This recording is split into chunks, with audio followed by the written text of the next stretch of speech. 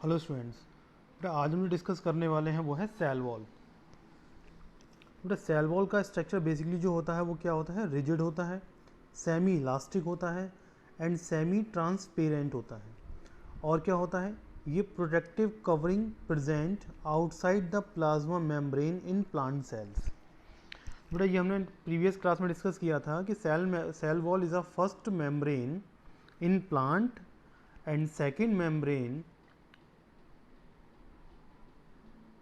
ठीक है। Second membrane नहीं, सेकेंड मेम्ब्रेन जो होती है वो बेसिकली क्या होती है, प्लाज्मा मेम्ब्रेन होती है, ठीक है। और ये भी हम डिस्कस किया था कि सेल वॉल जो होता है वो एनिमल सेल्स में क्या होता है, एब्सेंट होता है, और प्लांट सेल में ये प्रेजेंट होता है, ठीक है। तो बेटा इसका स्ट्रक्चर क्या होता है, रिजिड होता है, सेमी इलास्टिक होती है, मीन्स क्या होती है, थोड़ी सी फ्लेक्सिबिलिटी होती है इसमें, सेमी ट्रांसपेरेंट होती है and protective covering means plant को आउटर मीन्स आउटर से मतलब बाहर की तरफ से जो भी प्रॉब्लम्स आती हैं, ठीक है, उससे क्या करती है, प्लांट को प्रोटेक्शन प्रोवाइड कराती है,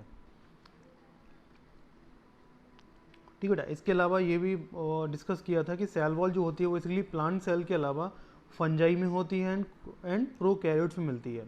तो बेटा प्रोकैरियोट्स का जो एग्जाम्पल होता है वो है बैक्टीरिया। बैक्टीरिया में क्या होती है, सेल वॉल होती है। इसके अलावा बैक्टीरिया के अलावा सेकेंड एग्जाम्पल होता है प्रोकैरियोट्स का, साइनोबैक्टीरिया। क्या होता है, साइनो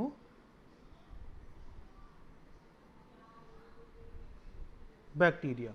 बेटा साइनो बैक्टीरिया में भी क्या होती है, सेल वॉल प्रेजेंट होती है,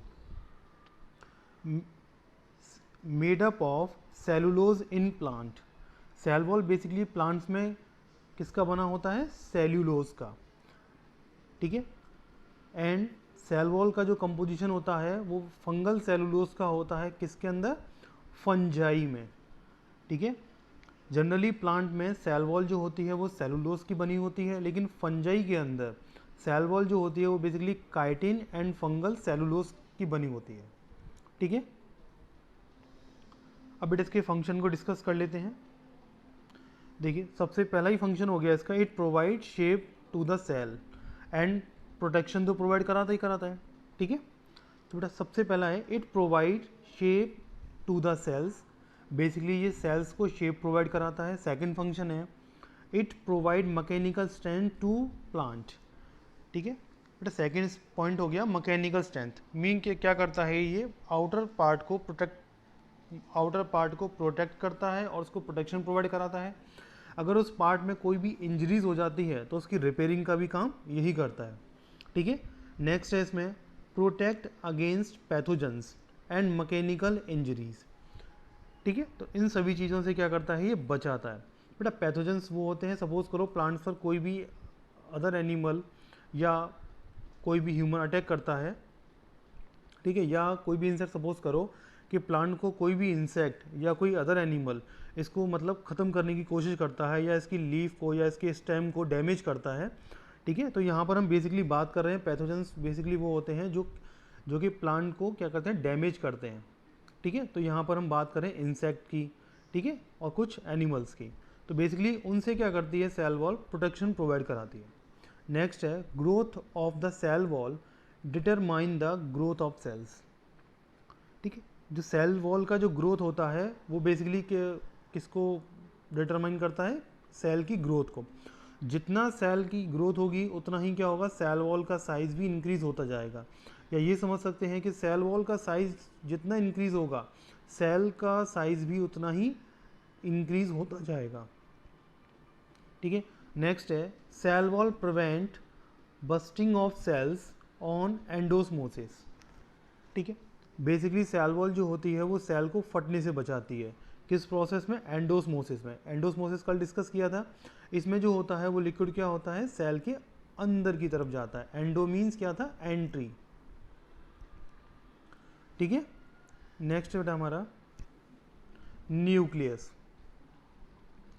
तो बेटा न्यूक्लियस बेसिकली जो होता है इसको हम क्या बोलते हैं, ब्रेन ऑफ द सेल बोलते हैं। क्या बोलते हैं न्यूक्लियस को, ब्रेन ऑफ सेल, ठीक है। बेसिकली सेल्स के जो मोस्टली जो भी फंक्शन होता है, वो सभी फंक्शन जो होते हैं वो कंट्रोल किसके थ्रू होते हैं? न्यूक्लियस से। क्लियर?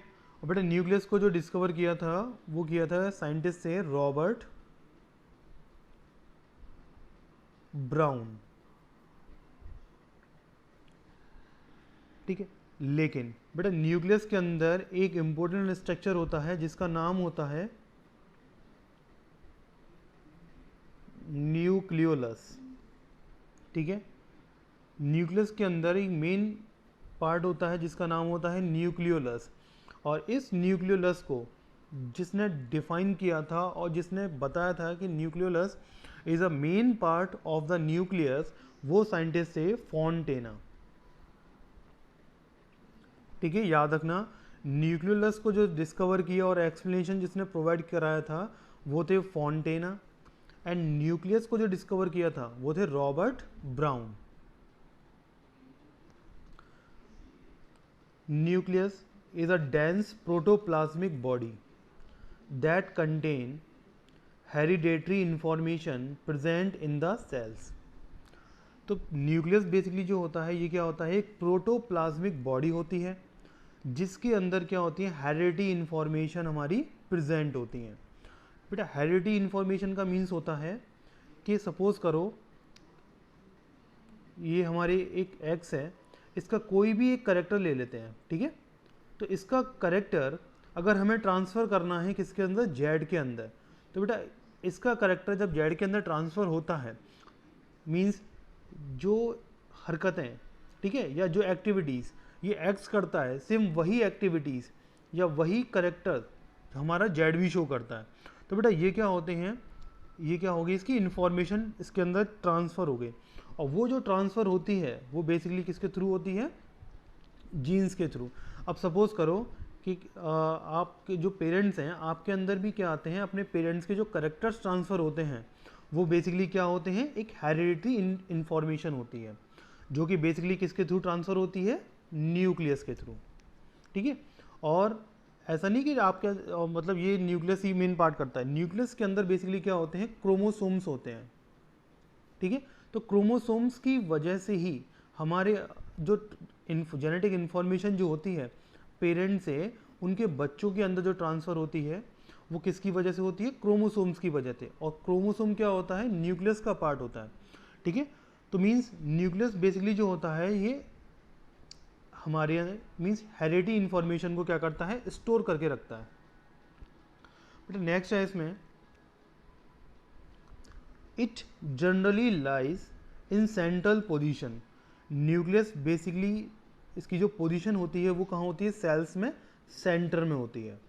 याद रखना बेटा, न्यूक्लियस जो सेंटर में होता है ये होता है किसमें? ओनली एनिमल सेल्स में।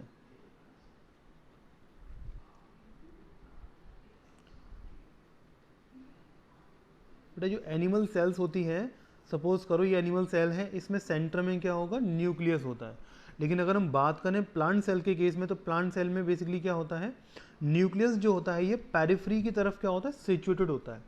इन दोनों का रीज़न होता है कि सेंटर में अगर हम बात करें एनिमल सेल की, तो एनिमल सेल में वैक्यूल का साइज़ जो होता है वो काफ़ी स्मॉल होता है। लेकिन अगर हम बात करें प्लांट सेल की, तो प्लांट सेल में वैक्यूल का साइज़ क्या होता है? काफ़ी बड़ा होता है, जिसकी वजह से न्यूक्लियस जो होता है ये सेंटर से पेरिफेरी की तरफ मीन्स ट्रांसफ़र हो जाता है। जबकि एनिमल सेल में न्यूक्लियस की जो पोजीशन होती है वो सेंटर में ही रहती है। नेक्स्ट है, in plant it lies toward periphery. Clear हो गया होगा सभी को? ठीक बेटा, अब देखो ये आपको जो दिखाई दे रहा है ये स्ट्रक्चर है न्यूक्लियस का। तो न्यूक्लियस की जो आउटर लेयर है उसको हम क्या बोलते हैं? न्यूक्लियर एनवेलप बोल दो, या इसको क्या बोल सकते हैं हम? Nuclear membrane. इसको हम क्या बोल सकते हैं? Nuclear membrane. ठीक है, अब बेटा इसी न्यूक्लियर मेम्ब्रेन पर क्या होते हैं? काफ़ी न्यूक्लियर पोर्स होते हैं मीन। ठीक है, न्यूक्लियर पोर जो होते हैं ये बेसिकली क्या करते हैं? न्यूक्लियस के अंदर जो लिक्विड होता है, ठीक है, और न्यूक्लियस कहाँ होता है? सेल्स के अंदर। तो बेटा सेल्स के अंदर क्या होता है? साइटोप्लाज्म होता है। सेल में क्या होता है? साइटोप्लाज्म। बेटा साइटोप्लाज्म से अगर सपोज करो कोई भी मटेरियल है उसको न्यूक्लियस के अंदर जाना है, ठीक है, या न्यूक्लियस से न्यूक्लियोप्लाज्म जो है बेसिकली उसको साइटोप्लाज्म में जाना है, तो वो किसके थ्रू ट्रांसफॉर्मेशन करते हैं, न्यूक्लियर पोर्स के थ्रू। न्यूक्लियर पोर के थ्रू क्या होता है, दोनों के बीच में क्या होता है, जो मटेरियल्स होते हैं उनका ट्रांसफ़र होता रहता है। ठीक है, अब नेक्स्ट है इसमें हमारा क्रोमेटिन। नेक्स्ट क्या है हमारा, क्रोमेटिन। बेटा क्रोमेटिन बेसिकली जो होते हैं ये थ्रेड लाइक स्ट्रक्चर होता है, ठीक है, जिसको हम क्या बोलते हैं, क्रोमोसोम्स बोलते हैं। क्रोमेटिन बेसिकली क्या होता है, थ्रेड लाइक स्ट्रक्चर होता है, जिसको हम बेसिकली क्या बोलते हैं, क्रोमोसोम्स बोलते हैं। ठीक है, याद रखना। ठीक है, और ये क्रोमोसोम बेसिकली क्या होते हैं, कलर स्ट्रक्चर होता है, कलरफुल स्ट्रक्चर होता है। ठीक है, नेक्स्ट है इसमें, अब देखो क्रोमेटिन मटेरियल। तो अभी हमने बताया कि क्रोमेटिन क्या था, एक thread like material, thread like structure था, जो कि किसका बना होता है, डीएनए का। And protein present in nucleus is known as chromatin material. Clear. अब बेटा बात करते हैं क्रोमोसोम्स की। ठीक है, thread like structure which are form by condensation of chromatin during cell division. बेटा जब सेल डिवीजन होता है तो उस समय क्या होता है, क्रोमेटिन में कंडेंसेशन हो जाता है, जिसकी वजह से क्या होता है, हमारे क्रोमोसोम्स की फॉर्मेशन होती है। ठीक है, are called chromosome, they refer as heredity vehicles, जिसको क्या बोलते हैं, हेरिडिटी व्हीकल्स बोलते हैं। मीन्स जेनेटिक इन्फॉर्मेशन को, मीन्स पेरेंट से उनकी जो चिल्ड्रंस होते हैं उसके अंदर जो ट्रांसफ़र करता है वो कौन करता है, chromosomes. Chromosomes are made of DNA and protein. बेटा याद रखना इसको। ठीक है, क्रोमोसोम्स बेसिकली जो होते हैं वो किसके बने होते हैं, डीएनए एंड प्रोटीन के। ठीक है, this is a structure of chromosomes. ठीक है, बट बेसिकली क्रोमोसोम्स जो होते हैं ये क्या होते हैं, क्रोमेटिड्स के फॉर्म में होते हैं। किस फॉर्म में होते हैं, क्रोमेटिड्स के फॉर्म में। सपोज करो ये हमारा क्या हो गया, एक पार्ट हो गया। ठीक है, और ये हमारा क्या है, सेकंड पेयर का सेकंड पार्ट है। ठीक है, अब बेसिकली अगर हम इन दोनों को अलग अलग अगर हम डिफाइन करते हैं तो बेसिकली इनको हम एक डिफाइन करने के लिए एक वर्ड यूज़ करेंगे जिसका नाम क्या है, क्रोमेटिड। ठीक है, अब हमने क्या किया, इनको हमने क्या किया, एक पार्ट से जोड़ दिया, अटैच कर दिया। ठीक है, जो पार्ट इनको जोड़ने का काम करता है, ठीक है, सपोज करो ये पार्ट क्या करता है, इनको अटैच जोड़ने का काम करता है। ये हमारा एक फर्स्ट पेयर हो गया। ठीक है, ये जो हो है हमारा सेकंड पेयर हो गया। ठीक है, अब देखो इन दोनों पेयर्स को, इन दोनों पार्ट को जो जोड़ने का काम करता है वो कौन है, सेंट्रोमियर। सेंटर वाला जो पार्ट दिखाई दे रहा है ये बेसिकली क्या है, इसको क्या बोलते हैं, सेंट्रोमियर बोलते हैं। इसको हम क्या बोलते हैं, सेंट्रोमियर। दिखाई दे रहा होगा आप लोगों को, ये बेसिकली क्या है, सेंट्रोमियर है।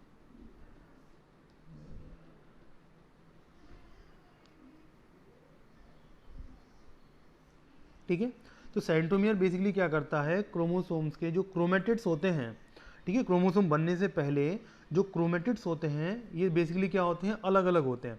लेकिन सेंट्रोमियर जो होता है इन दोनों को क्या करता है, जोड़ने का काम करता है, जिसकी वजह से किसकी फॉर्मेशन होती है, क्रोमोसोम्स की फॉर्मेशन होती है। अब बेटा नेक्स्ट पार्ट आता है हमारा साइटोप्लाज्म। साइटोप्लाज्म मीन्स जो लिक्विड हमारा सेल के अंदर होता है उसको क्या बोलते हैं, साइटोप्लाज्म बोलते हैं। और जो लिक्विड न्यूक्लियस के अंदर होता है, ठीक है, inside the nucleus is called a nucleoplasm. Cytoplasm it is a fluid present between nucleus and cell membrane. Cell membrane means plasma membrane. ठीक है, सपोज करो कोई फ्लूइड है जो कि किसके बीच में प्रेजेंट है, न्यूक्लियस एंड सेल मेम्ब्रेन्स के बीच में, जिसको क्या बोलते हैं हम, cytoplasm. It contain number of special organelles such as mitochondria, Golgi apparatus, endoplasmic reticulum, जिसको शॉर्ट में हम क्या बोलते हैं, ER बोलते हैं। ठीक है, इसके अलावा क्या होता है, लाइसोसोम्स।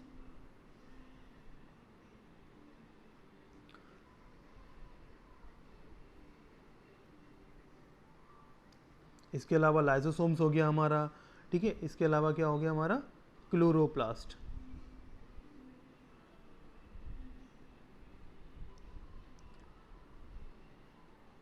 ठीक है, तो बेसिकली जो डिफरेंट टाइप्स के जो सेल ऑर्गेनेल्स होते हैं ये बेसिकली कहाँ होते हैं, साइटोप्लाज्म में। अब बेटा डिस्कस करते हैं हमारा जो अदर सेल ऑर्गेनेल्स हमारा आता है वो है हमारा एंडोप्लाज्मिक रेटिकुलम। ठीक है बेटा, बेसिकली एंडोप्लाज्मिक रेटिकुलम को हम क्या बोलते हैं, साइटोस्केलेटन ऑफ द सेल बोला जाता है। इसको क्या बोलते हैं हम, cytoskeleton of the cell. Clear, जो बेसिकली सेल के अंदर स्केलेटन की जो फॉर्मेशन करता है, ठीक है, वो स्ट्रक्चर है हमारा endoplasmic reticulum. It is a complex network of membrane-bound channel or sheet, tubules and vessels. Basically endoplasmic reticulum की फॉर्मेशन करने में जो इसका स्ट्रक्चर जो बनाते हैं उसमें से एक स्ट्रक्चर होता है हमारा ट्यूब्यूल्स एंड सेकंड स्ट्रक्चर होता है हमारा vessels. It is connected to both nuclear membrane and plasma membrane. बेटा इसका जो एक पार्ट होता है मीन्स इनिशिएशन पॉइंट जो होगा इसका एंडोप्लाज्मिक रेटिकुलम का, वो अटैच होता है किससे, न्यूक्लियर मेम्ब्रेन से। And and point of endoplasmic reticulum is attach with plasma membrane. It has cistern, tubules and vessels. बेटा बेसिकली एंडोप्लाज्मिक रेटिकुलम में ये हमारे 3 पार्ट होते हैं जो कि एंडोप्लाज्मिक रेटिकुलम की फॉर्मेशन या उसका स्ट्रक्चर बनाते हैं। It act as endoskeleton of cells, जो बेसिकली किसका काम करता है, एंडोस्केलेटन का काम करता है सेल के अंदर। बेसिकली ईआर जो होता है इसके 2 टाइप्स होते हैं, एक रफ ईआर होता है एंड सेकंड होता है हमारा स्मूथ ईआर। याद रखना बेटा, रफ ईआर बेसिकली जो होता है ये, इसको रफ ईआर इसलिए बोला जाता है क्योंकि एंडोप्लाज्मिक रेटिकुलम की जो अपर सरफेस होती है इस पर क्या होता है, राइबोसोम प्रेजेंट होते हैं। राइबोसोम्स क्या होते हैं, प्रेजेंट होते हैं। और राइबोसोम बेसिकली जो होते हैं ये क्या करते हैं, प्रोटीन सिंथेसिस करते हैं। मींस क्या करते हैं, ये प्रोटीन फॉर्मेशन करते हैं या सिंथेसिस करते हैं। क्लियर, इसलिए इसको क्या बोलते हैं हम, रफ एंडोप्लाज्मिक रेटिकुलम बोलते हैं। लेकिन सेकेंड पार्ट जो है इसका वो क्या है, स्मूथ ईआर। स्मूथ ईआर का मीन्स होता है कि इसकी आउटर सरफेस पर राइबोसोम्स जो होते हैं वो बेसिकली क्या होंगे, एब्सेंट होते हैं। ठीक है, तो बेटा हम यहाँ पर समझा कि रफ ईआर का अगर हम फंक्शन की बात करें तो रफ ईआर का फंक्शन क्या होगा, synthesis of protein. And smooth ER के फंक्शन की बात की जाए तो यहाँ पर होगा synthesis of lipids, synthesis of lipids and fat. तो बेसिकली स्मूथ ईआर जो होता है वो लिपिड्स एंड फैट की सिंथेसिस करता है। अब देखिए smooth ER, smooth ER mainly consist of tubules and vesicles. Its surface is free from ribosome. ठीक है, synthesis and secretes lipids and steroid. ये बेसिकली क्या करता है, लिपिड्स एंड स्टेरॉइड का सीक्रेशन भी करता है और सिंथेसिस भी करता है। लास्ट टॉपिक है हमारा रफ ईआर। रफ ईआर में बेसिकली होता क्या है, it mainly consist of cisternae, tubules and vesicles. It contain ribosome on its surface. बेटा फंक्शन अभी डिस्कस किया, synthesis and secret protein. Clear,